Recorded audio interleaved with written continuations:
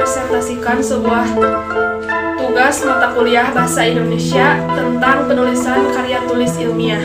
Selamat menyaksikan. Assalamualaikum warahmatullahi wabarakatuh. Perkenalkan, saya Nayudia selaku ketua dan moderator. Di sini saya akan mempresentasikan sebuah materi yang berjudul tentang konsep menulis karya tulis ilmiah. Untuk mempersingkat waktu, mari kita lanjut saja ke pemaparan materi berikut ini yang akan dibacakan oleh teman saya berikut ini.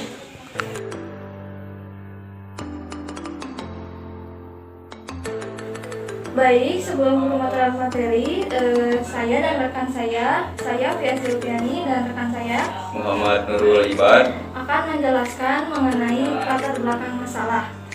Latar belakang masalah berupa karya ilmiah merupakan hasil tulisan yang menuruti suatu aturan tertentu.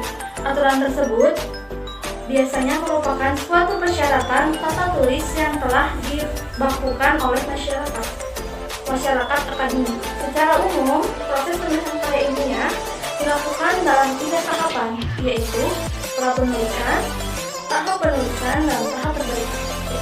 Setelah mengetahui latar belakang, adapun rumusan masalah. Rumusan masalah yaitu yang pertama, apa yang dimaksud dengan karya ilmiah.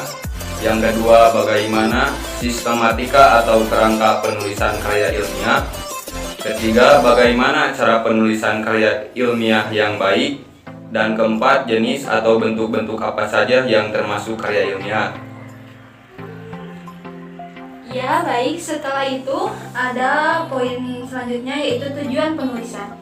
Di dalam penulisan karya tulis ini tentunya memiliki tujuan, yaitu memperbaiki pengetahuan serta informasi bagi mahasiswa serta pembaca tentang penulisan ilmiah. Lalu, memberikan pengertian tentang apa itu karya ilmiah, artikel ilmiah, makalah ilmiah. Selanjutnya, memberikan pemahaman tentang bagaimana prosedur pembuatan sesuatu karya ilmiah dan memiliki sikap positif bahwa setiap tulisan dapat dijadikan acuan bagi setiap pembaca. Adapun manfaat penulisan karya ilmiah melalui pemaparan topik ini diharapkan: 1. Penulis dapat memberikan pengetahuan serta informasi bagi mahasiswa serta pembaca tentang penulisan ilmiah. Kedua, kita dapat lebih memahami tentang bagaimana prosedur pembuatan karya ilmiah, artikel ilmiah, dan makalah ilmiah. Ketiga, memiliki sikap positif bahwa setiap tulisan dapat dijadikan acuan bagi pembaca. Keempat, mampu membuat karya ilmiah, artikel, dan makalah. Yang kelima, mendapatkan ilmu yang bermanfaat dan menambah wawasan kita tentang penulisan ilmiah.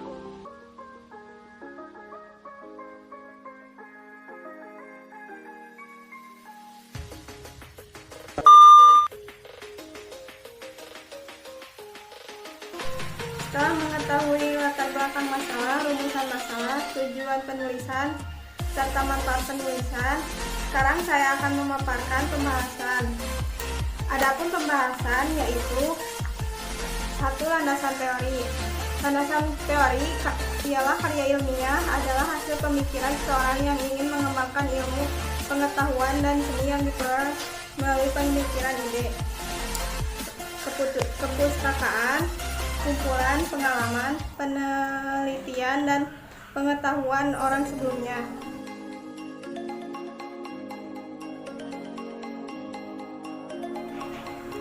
Terus B.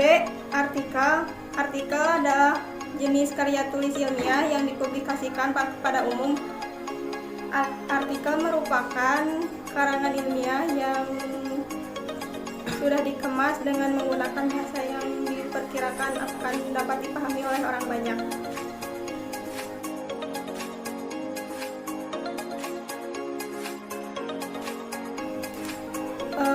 Terus C. Makalah. Makalah merupakan jenis karangan ilmiah yang paling populer. Namun, penyusunannya sangat bergantung pada peruntukan sajian makalah tersebut.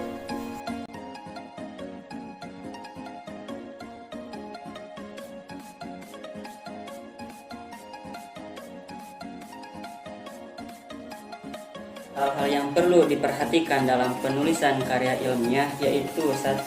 Gunakan bahasa yang mudah dipahami. 2. Pilihlah kata-kata yang mengandung arti sama bagi semua orang. Dan yang ketiga, gunakan kalimat pendek yang tidak menyulitkan pemahaman si pembaca.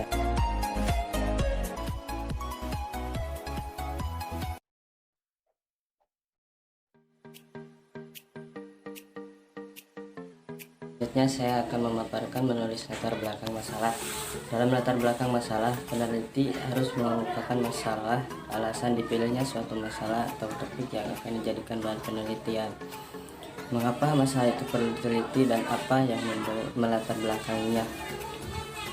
Dalam membuat latar belakang masalah, pertanyaan yang perlu ada dalam benak peneliti adalah kenapa masalah itu penting. Untuk menjawab pertanyaan ini, peneliti akan memulainya dari sesuatu yang umum hingga pada akhirnya menyempit pada titik permasalahan. Contohnya, peneliti ingin meneliti tentang pendidikan alternatif, maka peneliti akan memulai dari tingkat kemiskinan, kemudian menjelaskan.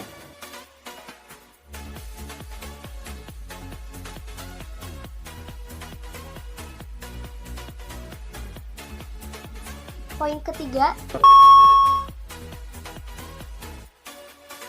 di sini ada menulis tujuan tulisan. Tujuan penelitian merupakan rumusan masalah dalam bentuk kalimat pernyataan. Tujuan penelitian juga sangat berkaitan dengan kesimpulan. Bila masalah penelitian merupakan hal yang dipertanyakan dan tujuan penelitian yang merupakan jawaban yang ingin dicari, maka kesimpulan merupakan jawaban yang diperoleh.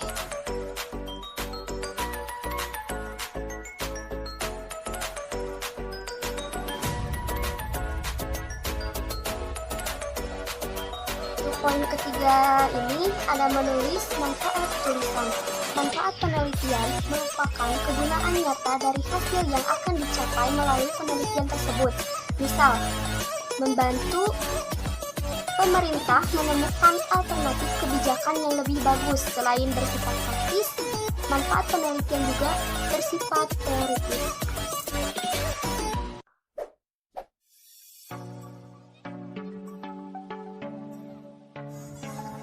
Poin keempat ini ada bagian isi. Secara umum, bagian isi ini terdiri dari pendahuluan, memaparkan latar belakang dan perumusan masalah, tujuan dan kegunaan penelitian, hipotesis, penjelasan, dan metode penelitian. Yang kedua ada landasan teori, berisi uraian teoritis yang berhubungan dengan masalah penelitian dan konsep yang mendasari perumusan hipotesis. Yang ketiga ada hasil penelitian, menguraikan pengolahan dan analisis data, serta penafsiran hasil analisis data. Dan yang keempat ada kesimpulan dan saran.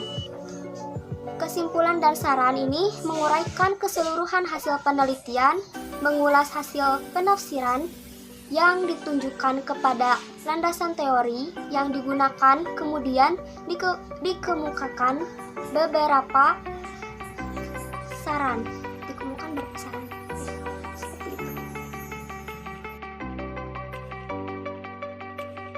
Pengertian kesimpulan dan saran. Bagian akhir dari penelitian itu adalah sebuah kesimpulan, dan kesimpulan itu merupakan sebuah pernyataan yang jelas dan sistematis dari keseluruhan hasil analisa, pembahasan, dan pengujian hipotesis.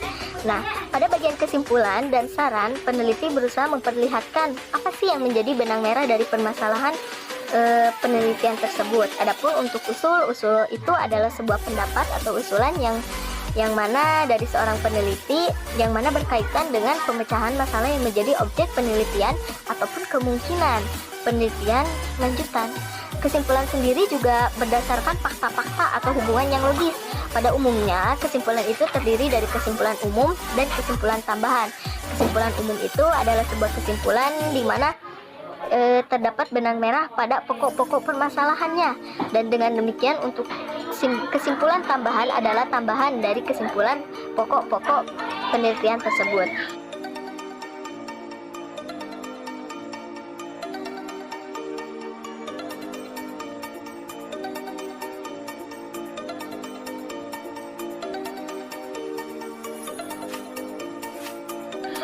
kemudian langkah-langkah untuk penulisan kesimpulan dan saran itu, yang pertama, sebagai langkah pertama, penulis harus menguraikan garis besar permasalahan dan kemudian memberi ringkasan tentang segala sesuatu yang telah diuraikan pada bab-bab sebelumnya. Nah, oleh karena itu sangat penting bagi seorang peneliti untuk mengetahui cara atau teknik menarik kesimpulan di atas data-data yang diperolehnya.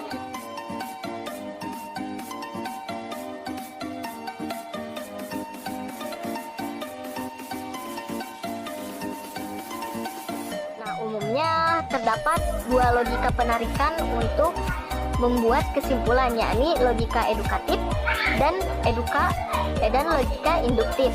Nah, logika dedukatif itu adalah sebuah logika atau umum, khusus merupakan proses berpikir yang dimulai dari suatu hal yang umum dan hal-hal yang khusus.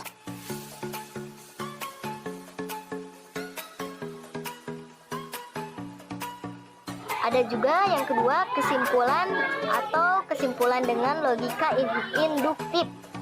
Nah, untuk kesimpulan induktif sendiri yaitu logika berpikir dimulai dari sesuatu hal yang spesifik sehingga dapat dilihat dari pola yang terjadi, dan pola ini akan menjadi kesimpulan bagi sebuah penelitian. Proses logika berpikir ini dapat dilihat dari pola yang terjadi dan pola ini akan menjadi kesimpulan bagi sebuah penelitian. Proses logika berpikir ini dapat digunakan untuk penelitian dengan pendekatan kualitatif. Contohnya seperti Senin hujan, Selasa hujan, Rabu hujan. Kesimpulan, maka kemungkinan hari Kamis pun akan hujan.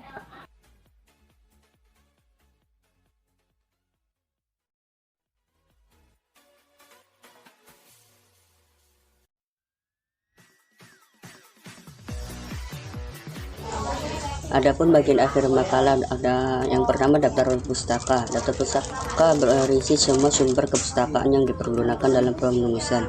Sumber kepustakaan ini dapat berupa acuan dalam penulisan makalah, baik dari buku, surat, kabar, atau internet.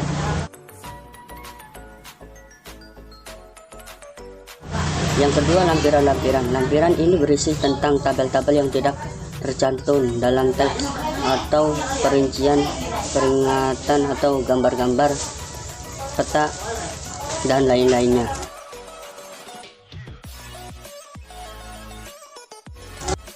Nah, untuk selanjutnya, cara atau syarat penulisan karya tulis ilmiah yang baik. Cara atau syarat penulisan karya ilmiah yang baik yaitu mencakup beberapa hal. Yang pertama, objektivitas. Jadi si penulis harus bersikap objektif dalam mengemukakan pendapat. Dan yang kedua yaitu pola pikir yang deduktif dan induktif. Yang ketiga yaitu sistematika, atau menuruti alur pemahaman yang runtut dari masalah sampai kesimpulan.